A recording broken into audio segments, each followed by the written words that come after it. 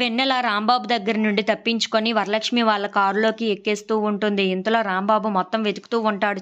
ఇది ఎక్కడికి వెళ్ళిపోయిందో ఏంటో అని చెప్పేసైతే అనుకుంటూ అందరిని అడుగుతూ వస్తూ ఉంటాడు. ఇంతలో అక్కడ ఉన్న వాళ్ళనందరినీ అయితే ఒక అమ్మాయి బ్లూ చుడీదార్ వేసుకొని ఇక్కడికి వచ్చింది. ఆ అమ్మాయికి మతిస్థిమితం సరిగ్గా లేదు. అందుకే ఆ అమ్మాయిని వెతుక్కుంటూ వచ్చాం. ఇక్కడ ఏమైనా ఉందా అని చెప్పేసైతే అడుగుతూ ఉంటారు. ఆ మాటలు వినగానే అక్కడ ఉన్న వాళ్ళైతే ఇదిగోండి ఈ కారులోనే ఉంది ఆ అమ్మాయి అని చెప్పేసైతే రాంబాబుకి చూపిస్తూ ఉంటాడు. ఆ మాటలు వినగానే అక్కడ ఉన్న రాంబాబు అయితే చాలా సంతోషించి నువ్వు ఇక్కడ దాక్కున్నావా అని చెప్పేసైతే వెన్నెల నోరు మూసేసి మరీ తీసుకొని వెళ్ళిపోతూ ఉంటాడు. ఇంతలో అక్కడికి వైష్ణవి వస్తూ ఉంటుంది. ఎవరు ఆ అమ్మాయి, అతనికి ఎందుకు అలా అప్పచెప్పావు అని చెప్పేసైతే అడుగుతూ ఉంటుంది. ఇంతలో అక్కడ ఉన్న వాళ్ళైతే ఆ అమ్మాయికి మతిస్థిమితం సరిగ్గా లేదంట. వాళ్ళ ఇంట్లో ఉన్న వాళ్ళు తప్పించుకొని వచ్చేసిందంట. మళ్ళీ తనని ఎతుక్కుంటూ ఇక్కడికి వచ్చారు. అందుకే వాళ్ళకి అప్పజెప్పాను అని చెప్పేసైతే అంటూ ఉంటాడు.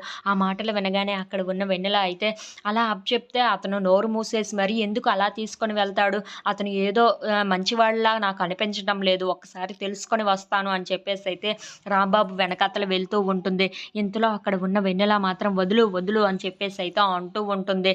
అక్కడ ఉన్న వైష్ణవి అయితే ఎవర్రా నువ్వు, ఆగు ఆగు అని చెప్పినా సరే రాంబాబు తనని తీసుకొని పరిగెట్టుకుంటూ అయితే వెళ్ళిపోతూ ఉంటాడు. అది చూసిన వైష్ణవి అయితే ఎవరు నువ్వు, ఎందుకు ఆ అమ్మాయిని అలా తీసుకొని వెళ్తున్నావు అని చెప్పేసి అయితే వెనక్కి పరిగెట్టుకుంటూ వెళ్తూ ఉంటుంది. If you like this video please like, share and subscribe friends.